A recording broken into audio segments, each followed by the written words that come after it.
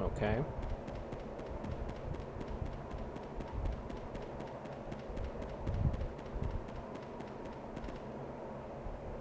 I never imagined you'd be able to speak with the Entelekea. Well, I use a Critian technique to do it. Wait, do I detect a little jealousy? Maybe. Right, Repeat? Yuri, you want to talk to Repeat? I think the two of you understand each other well enough already. I got him pretty well figured out, but I don't know if he understands me. I think he feels the same way. They don't know. They think they know, but they don't know what each other are fucking thinking at all. Well, he doesn't seem to be here. Maybe he's off somewhere taking a nap. Pharaoh, you are here, aren't you?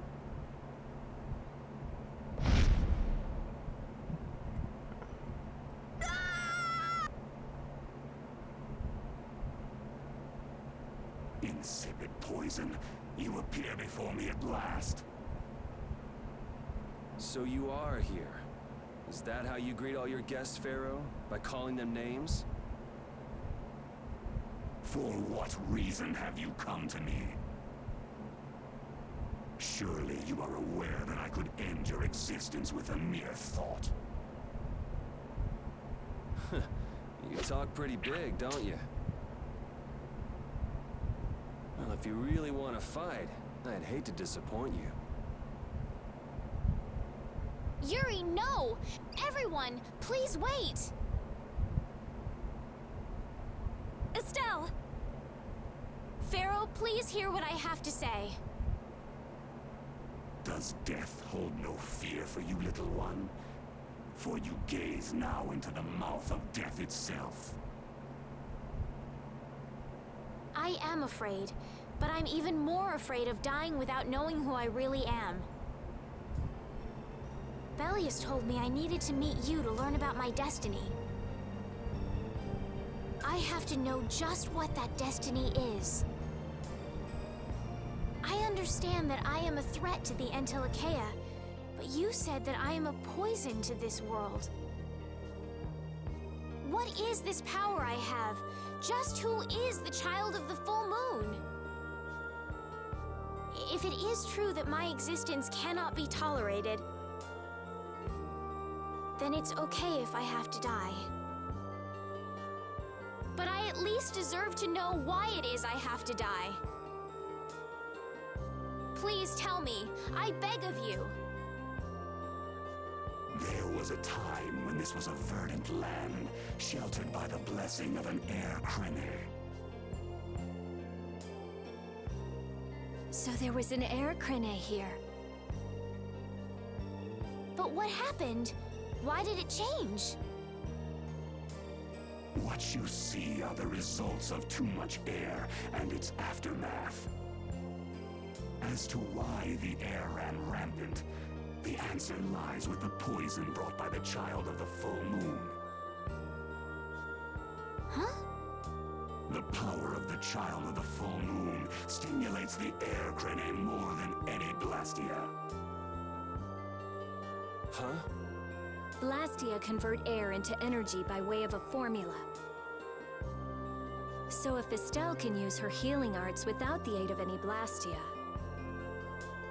she must possess a formula in her very being that lets her convert air into energy. Judith was searching for blastia that used a particular kind of formula. So, this special formula Estelle has must also consume massive amounts of air, which causes the air crene to become more active and pump out more air than they should. I had hoped my hypothesis would have been wrong. Then It is as she has said. With each use of her power, the child of the full moon uses far more air than the blastia. In so doing, the imbalance of air in this world is furthered. For the planet, such an existence can only be called a poison. So you just wipe it out then? Little quick to judge, aren't you, Pharaoh? This problem concerns the entire planet, and she is its cause. To do nothing would be unparalleled folly. If the problem's with Estelle, then it's for us to solve. You have no place in our affairs. The gravity of this situation is beyond your grasp. You don't honestly think that everything's gonna be all sunshine and rainbows if Estelle dies, do you? It would at least eliminate one problem. Pharaoh, at Heliord I stopped myself. And again at Dawngrest I stopped you. What I thought was a Blastia turned out to be a human. Before I realized it, I had lost my way. I never thought this child could be as great a danger as you had said. And due to your confusion, I granted you the time necessary to see things as they are. As a result, my sister Belius is now lost to me. Enough. This power will bring only ruin.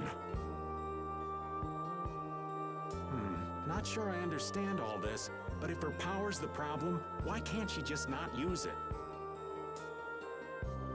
There can be no guarantee she will not try to use the power.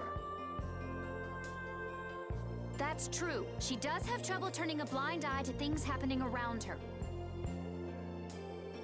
Someday she will surely use her power to help someone. However, as long as she keeps that spirit of compassion, she cannot only be seen as harmful. She is not like a Blastia. I know that you can feel the difference.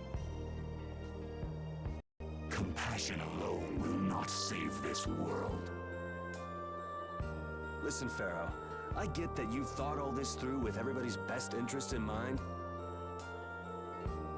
But why doesn't that world have a place for Estelle?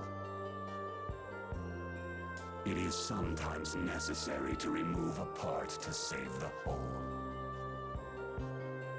I don't buy that for a second. What makes you so high and mighty that you're the one to decide who gets cut and who doesn't? We have endured the anxiety of existence for far greater a span than you can conceive. Such words mean nothing from those who call this world home for but a fleeting moment. Pharaoh, please, listen. The important thing is finding a way to stop the excessive air, correct? We still have time left to search for such a thing. Judith. And if the effects of Estelle's power reach their absolute limit, I will kill her as promised. You should have no complaint with this. Hey, Judith, are you serious? I'm sure brave Vesperia will come up with something before that happens, right? What? Yeah, of course we will. Well, score one for Judith. So that settles it. If we humans are to blame for Estelle's problem and bringing on the apocalypse, then it's up to us to make things right.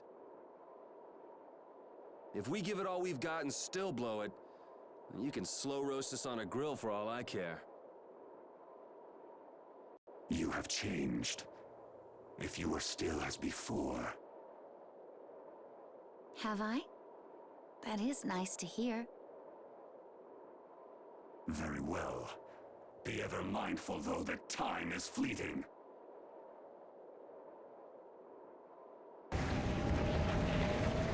Wait! If the formulas are causing the excessive air, then there must have been times when this happened in the past. I mean, the Blastia were a product of an ancient civilization.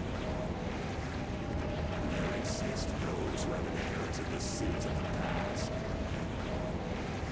If any yet can speak of what occurred in the days of old, it is they.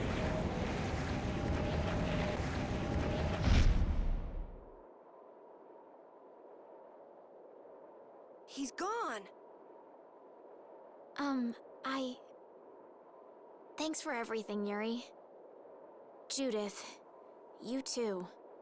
No problem. But hey, What? it's okay if I have to die? What the hell was that? I'm sorry. I don't want to hear that again. I'm sorry.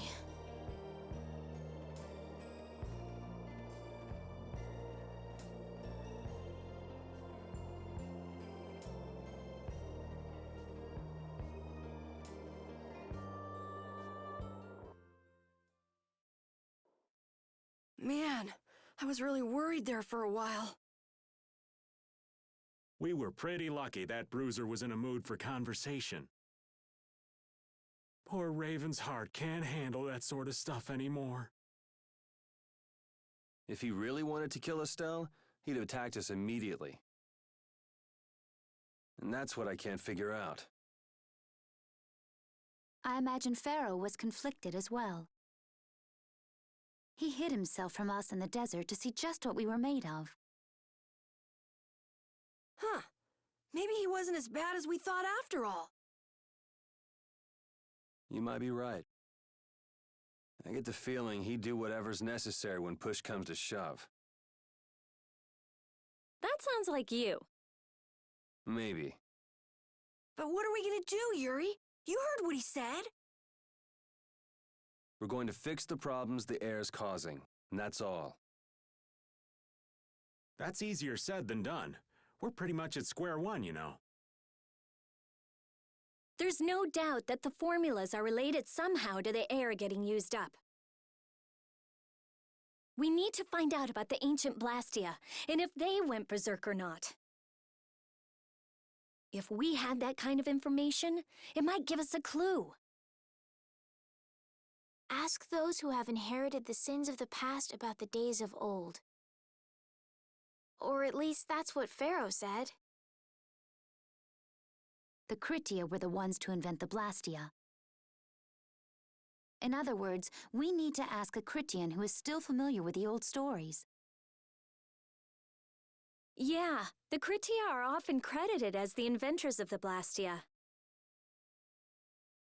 There isn't much left of the Critian city of Timza, though. Things might be different if we had somewhere else to look. The hidden city of Miorzo. It is far older than Timza, and the birthplace of the Kritia. The first Blastia also originated there. Really? Well, what do you know? You wouldn't happen to know where this Miorzo might be, would you, darling? I've heard that name somewhere. There was a Kritian in Ospio. I'm sure they mentioned something about it. Do you think that person might still be there? Well, there's no harm in checking it out. Judith, are you coming with us? I should. We still have the issue of the guild to straighten out. So, to Ospio then.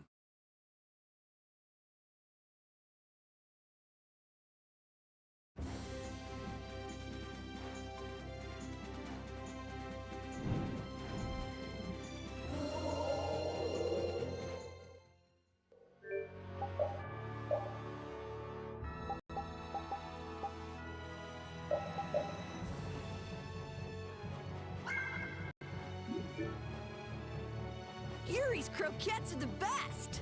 How strange. They're just balls of mashed potatoes, but there must be a secret ingredient. Oh, yeah? What'd you put in it, Yuri? Love. Who are you? What'd you do with Yuri? My hearing isn't what it used to be. What'd you say the secret ingredient was? Love. The lady who ran the inn where I lived always said cooking was all about love. I put as much love in them as I could. So eat them with care, okay? Yuri's love-filled croquettes. Ugh. I wish they weren't so good. A secret ingredient is a cook's greatest treasure. You didn't want to tell them, did you? Actually, I didn't put anything special in there at all. That just sounded freaking nasty.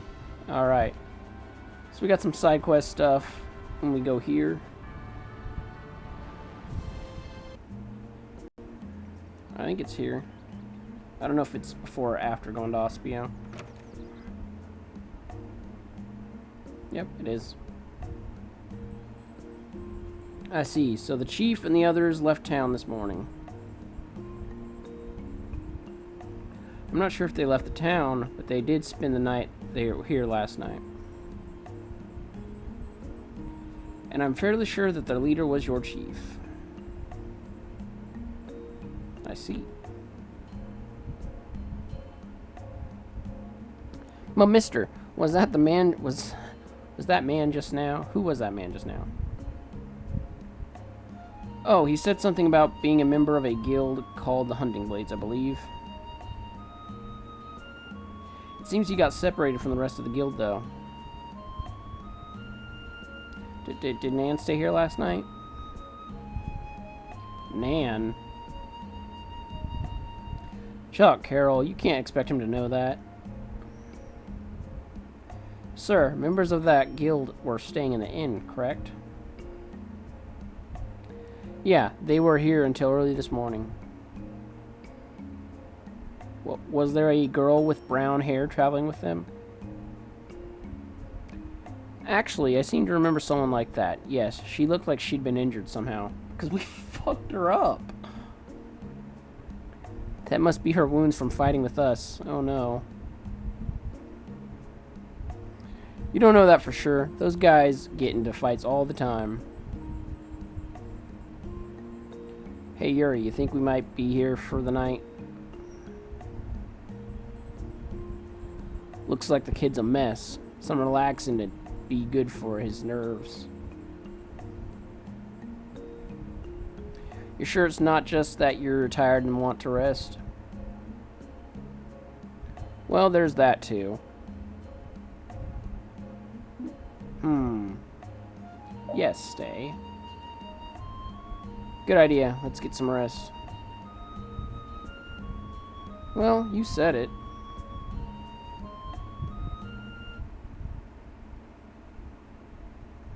Nan.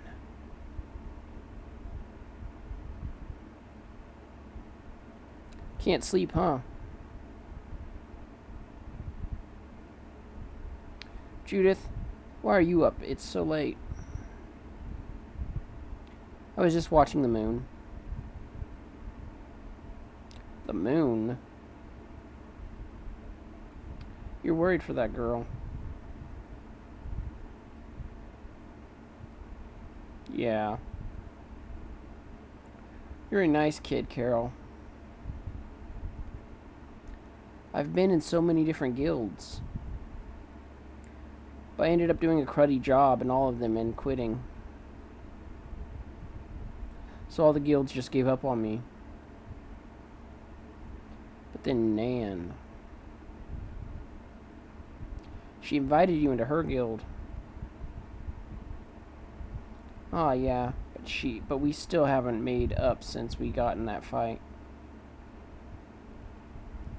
I'm sorry, I'm a member of Brave Vesperia now. I shouldn't be thinking about all this.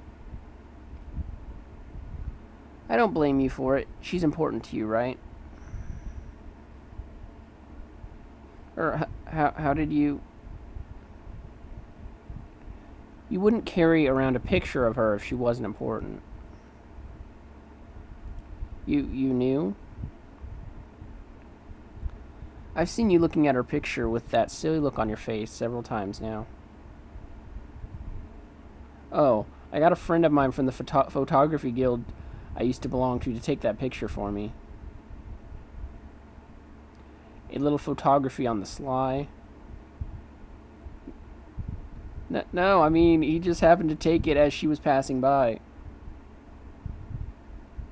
I mean, I guess it works out to the same thing. What a naughty boy, but I don't think it's all that bad, really. Really? I wonder. Do you think we'll run into her again? I'm not sure. No, I know we will. I still have to make up with her.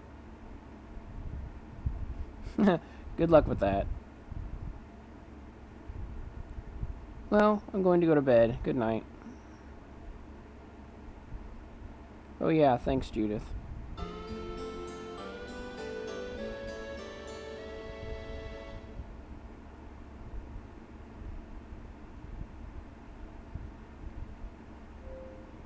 Well, at least it was 20 minutes before the crash.